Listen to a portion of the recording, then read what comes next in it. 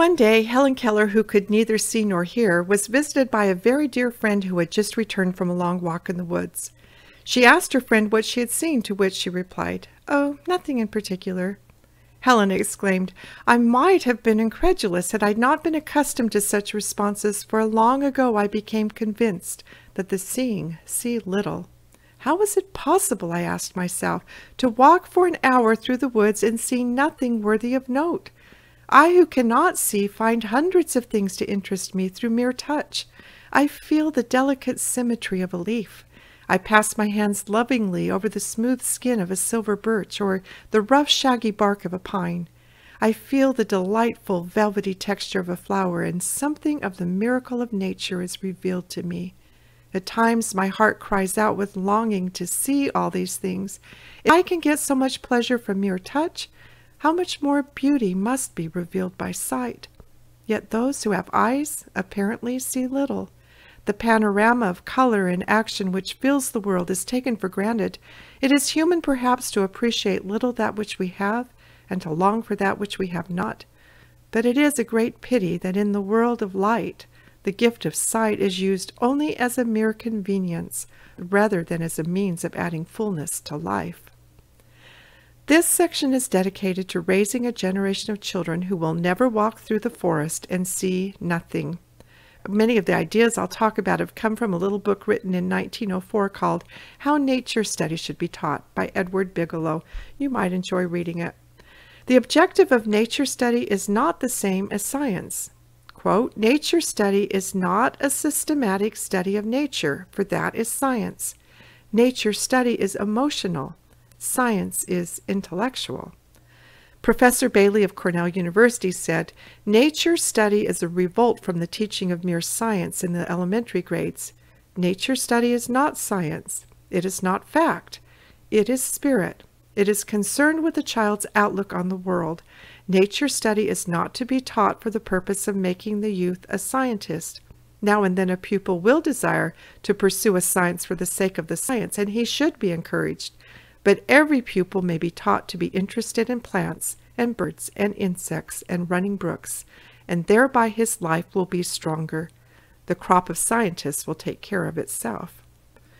Longfellow understood the objective of nature study. "And nature, the old nurse, took the child upon her knee, saying, 'Here is a storybook thy father has written for thee.'" Wordsworth knew, "To know nature is to know God. The world is too much with us. Late and soon, getting and spending, we lay waste our powers. Little we see in nature that is ours." And Shakespeare knew all about the tongues in trees, books in the running brooks, sermons in stones, and good in everything. Nature is God's university. John Burroughs, the great naturalist, said, "I would by all means teach the young people the elements of the great scientists. I would also inculcate the scientific habit of mind, accuracy of observation, care in reading conclusions. But I would not encourage the young people to think that they can dissect their way into the mystery of nature or reach her through the laboratory." The objective of nature study for the well-educated heart is pure and simple joy. This is what nature study looks like. First, from the life of the great painter Jean-Francois Millet. One day little Francois stood at his father's side. They were watching the setting sun sink into the waves. The western sky was all aglow with purple and deep crimson. Great bars of golden light were stretched across the horizon. The boy felt the glory of the scene. The father lifted his hat and bowed his head, saying gravely, "My son, it is God." And the boy never forgot. Second, from the life of Henry Arthur King, an Oxford-trained professor whose writings have inspired me greatly. My first real discovery of nature and life came one morning in April 1916. My father put me on the back of his bike where I had a little seat and said, "Off we go." And then he turned in the wrong direction, for I thought he was taking me to Quakers' meeting. It was Sunday. "No," he said, "we're going somewhere else today." And we rode for about 8 miles, and we stopped at a wood. We went into the wood, and there suddenly was a great pool of bluebells stretching for perhaps 100 yards in the shade of the oak trees, and I could scarcely breathe because the impression was so great. The experience then was just the bluebells and the scent. Now when I recall it, it is also the love of my father who chose to do that morning, to give me that experience. I'm sure he had been there the day before, found it, and thought, I'll take my son there. As we rode there and we rode back, we heard the distant thud of the guns at the Battle of the Somme, where thousands were dying every day. That overwhelming experience of a natural phenomenon, a demonstration of beneficent creation, and at the same time hearing those guns on Somme, that experience has remained with me almost more clearly than anything else in my life. This next experience is related by Lucy Maud Montgomery, who gave us Anne of Green Gables. I had always a deep love of nature, a little fern growing in the woods, a shallow sheet of June bells under the firs, moonlight falling on the ivory column of a tall birch, an evening star over the old tamarack on the dike, shadow waves rolling over a field of ripe wheat, all gave me thoughts that lay too deep for tears, and feelings which I had no vocabulary to express. I was very near to a kingdom of ideal beauty. And finally, my most memorable nature study lesson took place on a Saturday night when I was a young girl. I had just gotten out of the shower and my hair was still wrapped in a towel. As I walked past the front door, I noticed my dad out on the front porch sitting alone in the dark. I went out and sat next to him. He smiled at me but didn't say anything. He was just staring up at the sky. I looked and looked to see what he was looking at, but all I could see were the stars on a warm summer night. Finally he sighed a deep sigh and said, "Do you ever wonder what's out there?" And then the two of us sat there together for the longest time in silence, just wondering. From my notes, to teach young people or old people how to observe nature is a good deal like trying to teach them how to eat their dinner. The first thing necessary in the latter case is a good appetite.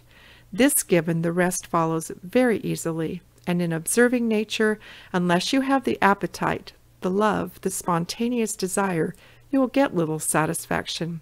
It is the heart that sees more than the mind. To love nature is the first step in observing her. I would have the boys and girls rush over to the apple tree, pick up handfuls of apples, putting some in pocket and munching the rest. That is nature study.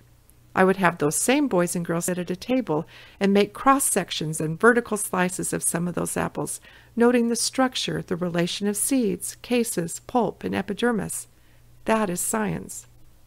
I would have them climb on the ledge, stand near the boulder, and have a general good time and fun. That is nature study. I would tell them a little of the history of this ledge, its relation to the surrounding country, its geological structure, and perhaps its chemical composition. That is science. Enjoy the beautiful moonlight, note the bright stars and planets, and construct the fanciful pictures of the constellations. That is nature study. Tell of the surface of the moon, the distance of the stars, the various physical characters of the planets. That is science. The learning tools for a successful nature study program are fresh air, sunshine, trees, flowers, birds, and all the other happy life of the fields and forest. Weave in generous proportions. Do not skimp and carve and trim and minimize and scrutinize too much. Pour in the generous cupfuls, hours rather than minutes. Let them have them in their fullness of enjoyment. Loving nature is as simple as loving your mother, and happens just as naturally when a child spends time with her. Oh no, Edward Bigelow says with tongue-in-cheek.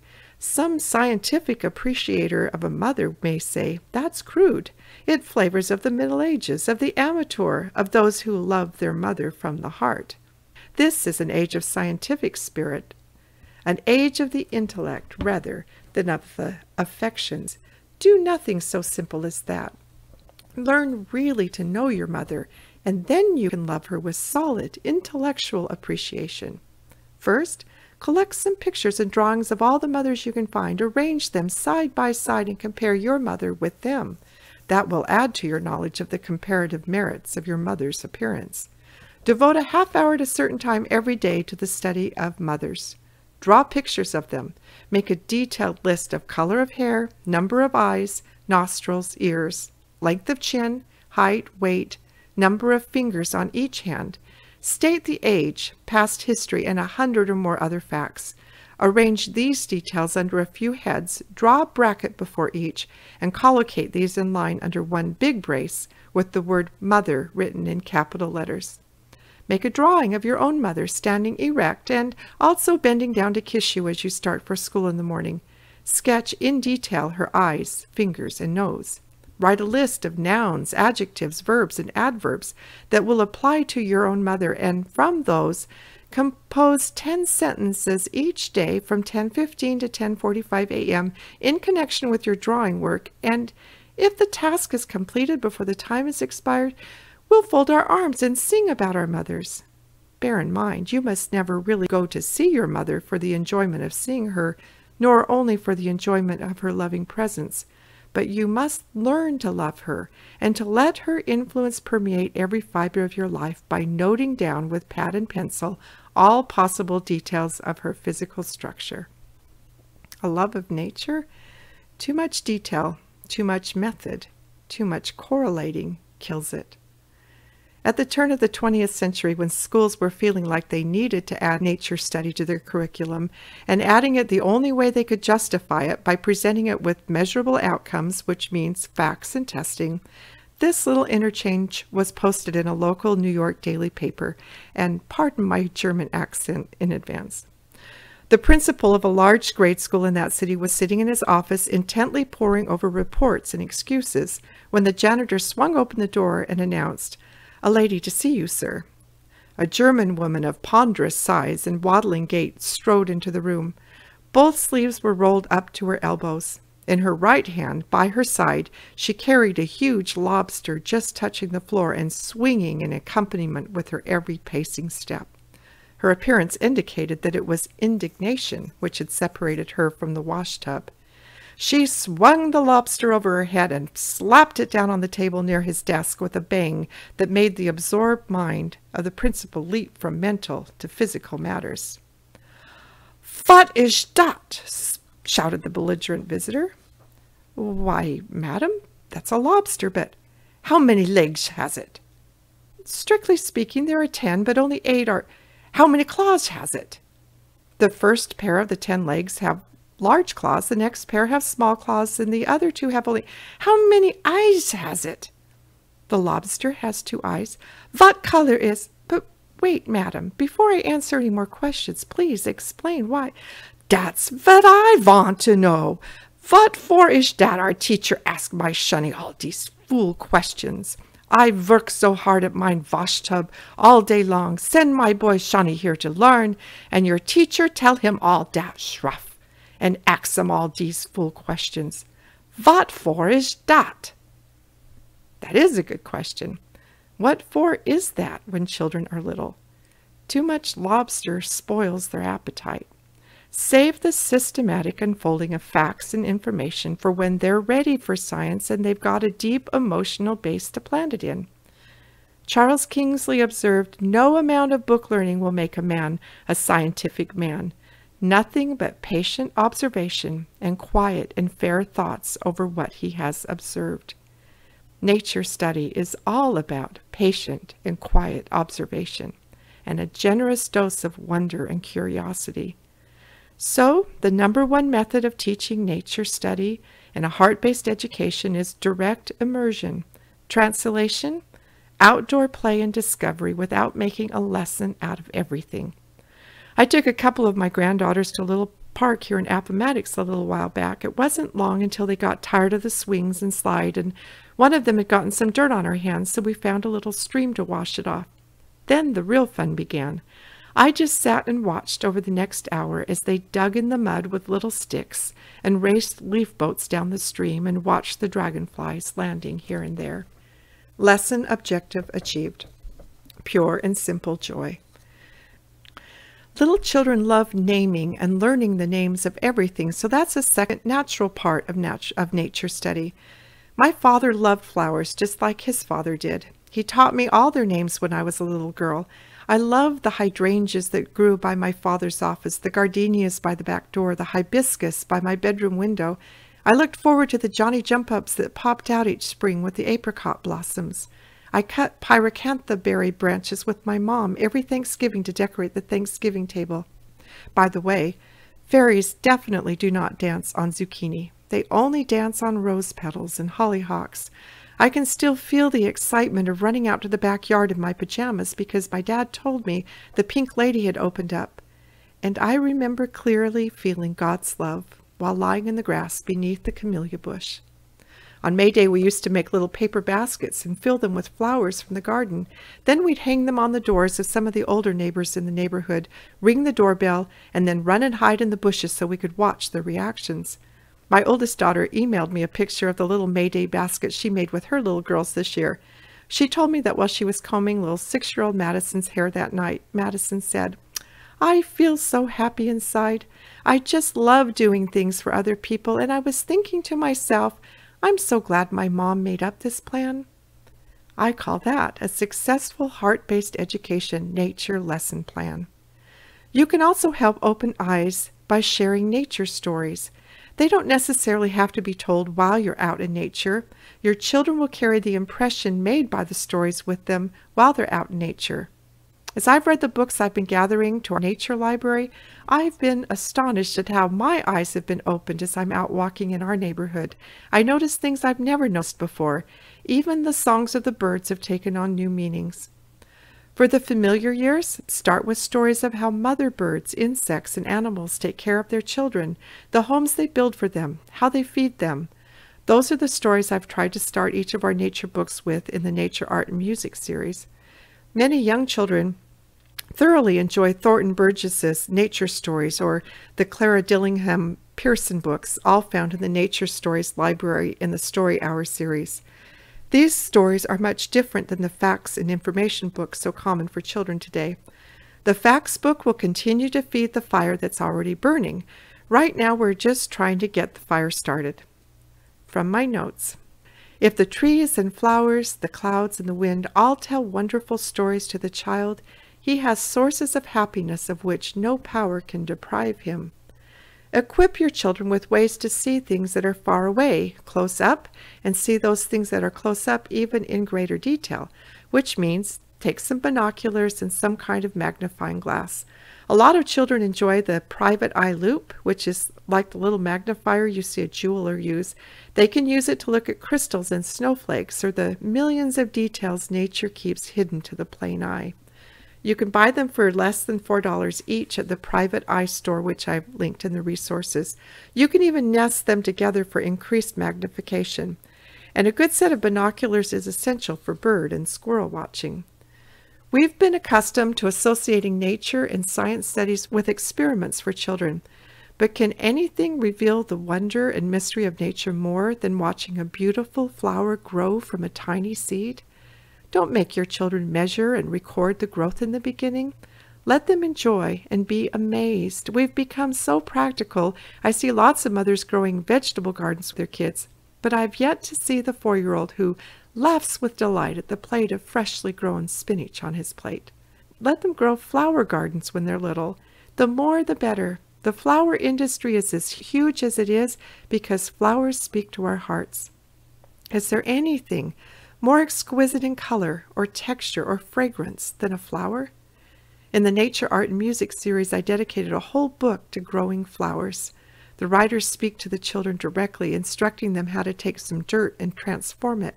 Nothing fancy, very basic, but highly rewarding. Eventually, keeping a nature journal will deepen their connection with nature. Unlike a science journal where you might draw plants and diagram its parts and add Latin names, the nature journal is purely emotional. If you remember in one of the earlier talks, I talked about John Ruskin, who was warning people in the mid-1800s to keep sketching, that if they stopped, they would lessen their ability to see the beauty in the world. Sketching nature will open up that part of the heart and will help us remember what we see. What will you sketch? Flowers and fields, a butterfly on a flower, sunsets and sunrises, trees and the bark on trees, birds, squirrels, ponds, clouds, bees, ants. When you recreate a leaf in drawing, you really notice the different shades of color, the intricate vein work, the fringe designs around the edge that might all bypass you when you just look at a photo. By sketching and later coloring, you start noticing the panorama of color all around and the beautiful contrasts. The worst thing I would suggest is to give your child a journal and assign him to draw. The way to inspire them is to let them see you keeping yours. They may watch you for months before they finally say, "I'd like to try that," and that's perfectly fine. You may be saying that you can't draw. That's common, but the truth is everyone can draw. It's a skill like learning to write. Look around on the internet and you'll find tons of tutorials. To get started, I think a great series is the Draw Right Now series. It will help you and your children start finding the shapes in everything. Enjoying drawing together in books like these is the precursor to creating a nature journal. If you want to be inspired as to what's possible in a nature journal, check out The Country Diary of an Edwardian Lady. It's back in print, or you can borrow it at Internet Archives. Notice the poetry and the kind of entries she made in it. Sometimes she sketches a single flower, and other times she takes in an entire scene.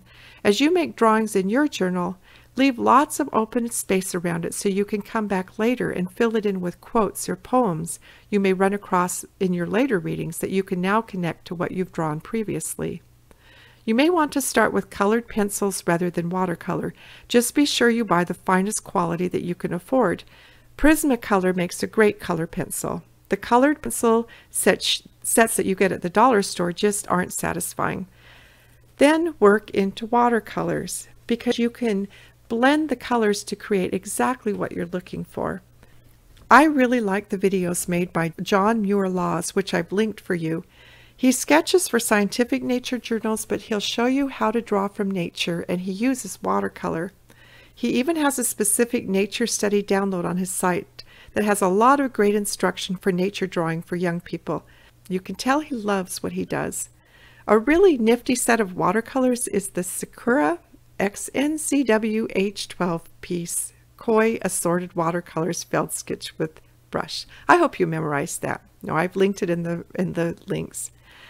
It's small enough to fit in your pocket, and it has a brush that holds the water in the handle so you can sketch whenever the mood strikes you. The colors are vivid, and you'll be able to create endless colors with the 12 paints. John Muir-Laws recommends the Bear books, which are hardbound books that are just a couple of dollars each.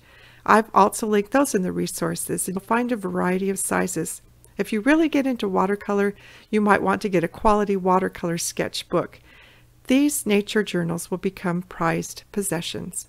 Keep in mind, though, the goal is love of nature, not perfect journals. Edward Bigelow said he was once asked to judge a nature journal contest. As he looked over the entries, he found beautiful, perfect handwriting and beautiful drawings in all 80 of them. But all 80 of them were exactly alike. This is how he described the winning entry. Next, I picked up an unattractive letter written on the leaves of a pocket notebook. The drawing that accompanied it was crude, and the paper was soiled by finger marks. With difficulty I read it, but was fascinated as I deciphered the story of a boy's seaside investigation of the fiddler crab. He wanted to know how they lived underground, what they did, what food they ate, what kind of quarters they occupied. He made inquiries of the fishermen, but no one knew. He said, "I'll find out if it takes a week." He borrowed pick, shovel, and crowbar. He went to work, and he found out. Then he wrote the story as he sat beside the hole that he had dug after several hours' hard work. He made the drawing after careful watching of the living object. I was sorry that I had not a basketful of prizes to give that boy, because he wrote his letter for the love of it. For the love of it. That's the most critical component. While sketching out in nature is enjoyable, sometimes it's just not possible. But since most of you can take pictures with your phone, take a close-up of a flower or a tree, and then make sure your kids see you taking the time to sketch it at home. To further involve them, if you don't know the name of a flower or a tree, let them help you do a little detective work in identifying it. Be sure you've got blank journals ready for them when they're ready. So how will you know if your children have successfully passed the objectives of nature study? The following test questions are suggested in the little book I've been quoting from. Question: do you enjoy going on rambles across the field, through the woods, and down the ravines to the meadows and swamps? Do you like to pick the flowers, hear the birds sing, and watch all forms of life? Do you read outdoor books that tell of nature's interesting plants and animal life? A yes to these 3 questions earns a 100%. And I would say the child's now ready to move on to science. John Burroughs said, "Unless science is mixed with emotion and appeals to the heart and imagination, it is like dead inorganic matter." The child who has successfully passed a course in nature study will be well prepared for his next studies in science. To transition into a formal study of science, I suggest reading the books in the Nature series, which combine story with introduction to a scientific treatment of the nature your children will have learned to love. I love these books. I've learned so many things that completely bypassed me in school. The books were written by scientists who loved their subjects and who understood children's hearts. I would certainly call them living books. If I were to recommend an age for them, I would say 6 to 8 years old, which is also the right age to start telling them the stories of the great scientists. There's a book of stories of great scientists with its online library in the Great Lives series. This will help their hearts to see the life of a scientist and help them catch the excitement of discovery and experimentation. If your child is past that age, I'd still have them start with these books. There are so many science curriculums out there, I hardly know what to recommend, but 2 that have come to my attention and look worthwhile checking into are Dr. Rebecca Keller's Science for Kids and the Bereans Builders. I like Dr. Keller's because she takes complex scientific subjects and introduces them like building blocks for young children. She concentrates on just a few basic concepts and allows time for them to go deep, and she appeals to their imagination, which is critical for science study. The child cannot see an atom. He has to imagine it. On the sample I saw, there was a page that simply described the rules of atoms. And that's what science is all about, discovering the rules and laws by which nature operates. The Bereen Builder science takes a Christian view. What I like about it is the history that's built into it. It's important that children see that science is theory, and sometimes scientists make mistakes, which a history of science will show. You may question having your children read science books written 100 years ago because of what we've learned since then. But that's a big part of the learning process, to see what's changed and what's stayed the same. The thing that's astonishing to me is how much they got right hundreds of years ago without the benefit of our modern technology. I've posted some awesome old science textbooks with the stories of great scientists in the Great Lives series that are worth checking out. I also like the science study the Kimbers have put together at Teaching Textbooks. These books will help your children create their own textbooks covering the basics of each of the branches of science. Now let me just say a word about math, as long as we're talking about science. Math is important, but I haven't included a discussion on it here because math is also well taken care of by the world. You can find dozens of great programs out there to help teach math to your kids. The language of numbers and patterns is another wonderful language to learn. Learning math helps to strengthen logic and reason in the mind when it's undertaken in its proper developmental order. Using the heart-first process, young children are best served by using math in real-world applications before adding on the notation and the rules. One math program that is growing in popularity is the Life of Fred series, which doesn't surprise me at all because it's all story-based, which fits in nicely with the heart-based education. My understanding is that it will take your child from beginning math through third-year college calculus. You may want to check it out at lifeoffred.com. The other thing you can do with math to warm the heart is to share stories of great mathematicians. A favorite recent book is Mathematicians Are People Too. I believe there are 2 volumes. I haven't found as many books about math to post in the Forgotten Classics library, but what I have found is posted in the Great Scientists library. I'm still looking, but in the World History Stories library, in the World History series, there's a little book called The Story of Numbers that your children may enjoy. It talks about the history of numbers, so it would work in nicely with your rotation of history studies. And so now we're at the end of another talk, and my concluding thought has to do with recreation. When we talk to turning to nature for recreation, we usually think of skiing or mountain biking or canoeing.